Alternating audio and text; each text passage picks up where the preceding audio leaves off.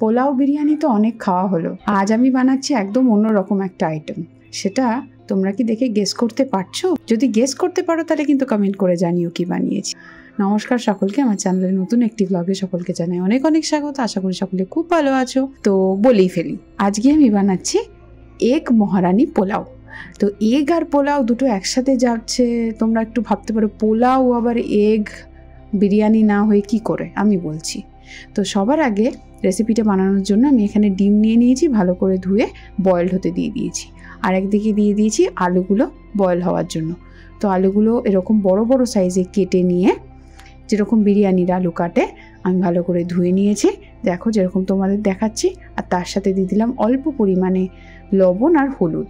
এটা একটু ভালো করে মিশিয়ে আমি সেদ্ধ হতে দিচ্ছি। আরেকদিকে আমি এখানে পেঁয়াজ কেটে নিচ্ছি পরিমাণ মতো। দেখো আমার অনেকগুলো ডিম, সেই বুঝে সেই ডিমের পরিমাণ মতো করে আমি কিন্তু পেঁয়াজ কেটে নিচ্ছি। এবার কি ব্যাস, গ্যাসে চড়িয়ে দিলাম কড়াই, দিয়ে দিচ্ছি এবার পরিমাণ মতো সাদা তেল, কিন্তু খুব বেশি দেব না। দিয়ে দিলাম কয়েকটা গোটা গরম মশলা, দারচিনি, এলাচ আর লবঙ্গ। এবার তেলে এক মিনিট মতো ফ্রাই করে দিয়ে দিলাম দুটো তেজপাতা। এবার তেজপাতা আর এই গোটা গরম মশলাগুলোকে তেলে একটু নাড়িয়ে চাড়িয়ে পেঁয়াজ কুচি দিয়ে দিচ্ছি। পেঁয়াজটা খুব ভালো করে কিন্তু কুচি করে নিতে হবে, একদম ফাইন কুচি যেটা হয় সেরকম, মোটা মোটা করে কুচি করো না কিন্তু, হ্যাঁ। খুব ভালো করে ফাইন চপড অনিয়ন্সগুলো আমি দিয়ে দিলাম। এবারে আর কি ভালো করে নাড়িয়ে চাড়িয়ে নিতে হবে যতক্ষণ না কালারটা পিঙ্ক চলে আসছে। এটাই তো একটা চাপের বিষয়, তাই না? কিন্তু খাবারের স্বাদ দ্বিগুণ করতে গেলে তো এই কষ্টটা করতেই হবে, যাই হয়ে যাক না কেন। তাই আমিও লেগে পড়েছি। এরপর একটা পেস্ট দিয়ে দিলাম যখন কালারটা লাইট ব্রাউন হয়ে এসছে। পেস্টটার মধ্যে আছে আদা, রসুন আর কাঁচা লঙ্কা, আর কিন্তু কিছু আর আছে অল্প একটা ছোট্ট টমেটো, একদম হাফ টমেটো দিয়েছি, ছোট্ট একটা টমেটোরও হাফ পার্ট, ঠিক আছে? এটা আমি পেস্ট করে দিয়ে দিলাম। এবার কি নাড়িয়ে চাড়িয়ে নিতে হবে যতক্ষণ না মশলা থেকে কাঁচা গন্ধটা চলে যাচ্ছে, ততক্ষণ কিন্তু আমি কষিয়ে নিচ্ছি। দেখো কষাতে কষাতে একটা জল বেরিয়েছে, ততক্ষণ দেখিয়ে দিই। আমি এখানে নিয়ে নিয়েছি গোবিন্দভোগ চাল। আমি এই বাটির মাপ করে যতটা চাল নেব তার কিন্তু ডাবল জল ইউজ করব। তাই তোমরা যতটা পরিমাণ করবে সেই বুঝেই কিন্তু ডাবল জলও ইউজ করো। তো দেখো মশলা থেকে তেল ছেড়ে এসছে, মশলাটা কিন্তু কষেই গেছে। এবার দিয়ে দিলাম পরিমাণ মতো লঙ্কার গুঁড়ো। তোমরা যদি ঝাল বেশি খাও সেক্ষেত্রে বেশি দিতে পারো। আমি যেহেতু কাঁচা লঙ্কা বাটা দিয়েছি তাই আমি অল্প লঙ্কার গুঁড়ো ইউজ করছি। তোমরা এক্ষেত্রে বেশি করে লঙ্কার গুঁড়ো ব্যবহার করতে পারো। দিয়ে দিচ্ছি অল্প পরিমাণে হলুদের গুঁড়ো। এই হলুদের গুঁড়োটা বেশি দিও না। আর দিয়ে নিচ্ছি কাশ্মীরি রেড চিলি পাউডার। ব্যাস, এবার সমস্ত কিছু মশলাকে খুব ভালো করে নাড়িয়ে চাড়িয়ে মিশিয়ে নিতে হবে। এবার মশলা থেকে যতক্ষণ না তেল ছেড়ে আসছে, মশলার কাঁচা গন্ধটা চলে যাচ্ছে, ততক্ষণ কিন্তু আমি নাড়িয়ে চাড়িয়ে কষিয়ে নিচ্ছি। এইবার এই মশলাটাকে একটা হাঁড়িতে ট্রান্সফার করে নিলাম, যেহেতু আমি পোলাওটা পুরোপুরি হাঁড়িতে বানাবো। এবার যে চালের মাপ করে আমি বাটির মাপ করে চালটা নিয়েছিলাম, সেই চালটাকে ভালো করে ধুয়ে নিয়ে সেই চালটা এবার হাঁড়িতে দিয়ে খুব ভালো করে নাড়িয়ে চাড়িয়ে মশলাটার সাথে মিশিয়ে নিচ্ছি। এই সময় গ্যাসের ফ্লেম কিন্তু একদম লো রাখতে হবে, চালগুলো যেন কোনোভাবেই তলা ধরে না যায় সেটা লক্ষ্য রাখতে কিন্তু হবে খুব ভালো করে। তো খুব ভালো করে মশলার সাথে চালটাকে আমি ফ্রাই করে নিচ্ছি। তোমরা যদি চাও আলাদা পাত্রে চালটাকে ঘিয়েও ভেজে নিতে পারো। এবার দিয়ে নিচ্ছি আমি কেসার। এই পর্যায়ে আমি কেসারটা দিচ্ছি। এই সময় যে অ্যারোমাটা জেনারেট হয় সেটা অপূর্ব লাগে, তাই তোমরাও কিন্তু এই পর্যায়ে দিও। দিয়ে আবারও খুব ভালো করে নাড়িয়ে চাড়িয়ে মিশিয়ে নিচ্ছি। এবার দিয়ে নেব একটা মশলা। এই মশলাটা তোমরা আমার পুরনো ভিডিও দেখে থাকলে জানবে। এই মশলাটার মধ্যে আছে গোটা গরম মশলা, জায়ফল, জায়ত্রী। এটাকে খুব ভালো করে আমি খালি কড়াইয়ে নেড়ে নিয়ে বেটে রেখে দিয়েছিলাম। তো এই মশলাটা আমি এখন ইউজ করছি। এবার যে আলুগুলো সেদ্ধ করে রেখেছিলাম সেই আলুগুলো কিন্তু আমি দিয়ে দিচ্ছি। এবার আর কিছু না, আলুগুলো দিয়ে দিতে হবে। আচ্ছা, তোমরা যদি আলু একেবারেই পছন্দ না করে থাকো তাহলে দিও না। এই হচ্ছে সেই সেদ্ধ করে রাখার ডিমগুলো, যেগুলো আমি এই পর্যায়ে কিন্তু ছাড়িয়ে রেখে দিয়েছি। তো এই ডিমগুলো কিন্তু আমি এখন দিচ্ছি না। ডিমগুলো কিভাবে দেবো দেখিয়ে দিচ্ছি।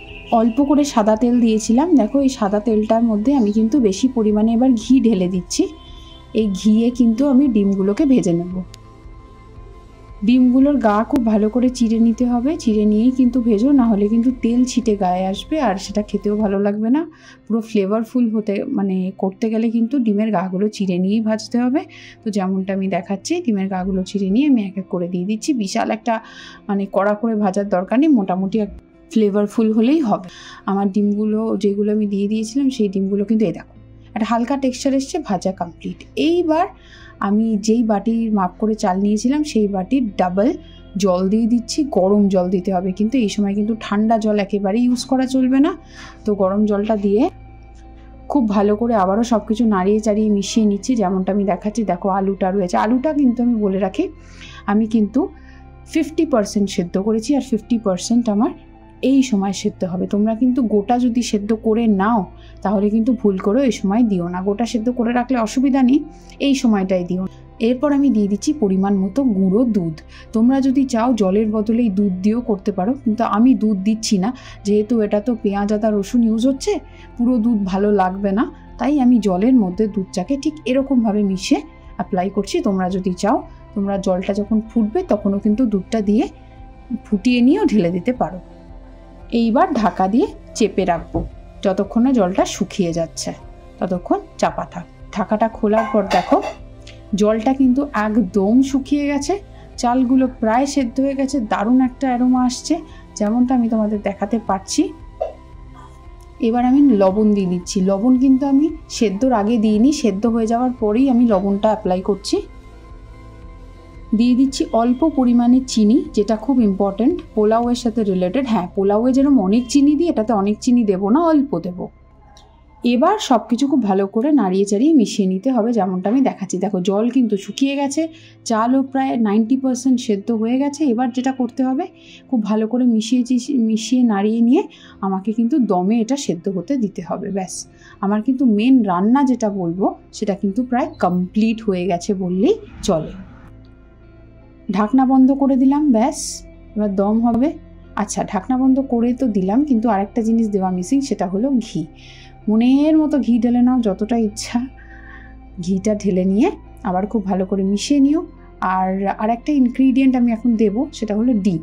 ভেজে রাখা ডিমগুলো আমি এখনই দিয়ে দিচ্ছি, তোমরা চাইলে একদম শেষ পথেও দিতে পারো, একদম যখন নামাবে তখনও দিয়ে দিতে পারো। তবে এখন দিলে কি বলো তো, অ্যারোমাটা আরও ভালো আসবে। এই যে ঘিটা আমি উপর দিয়ে ঢেলে দিলাম, ফ্রাইড ঘিটা, তাহলে কি ফ্লেভারফুলটা বেশি হবে, তাই এখন দেওয়ার চেষ্টা করো, ঠিক আছে?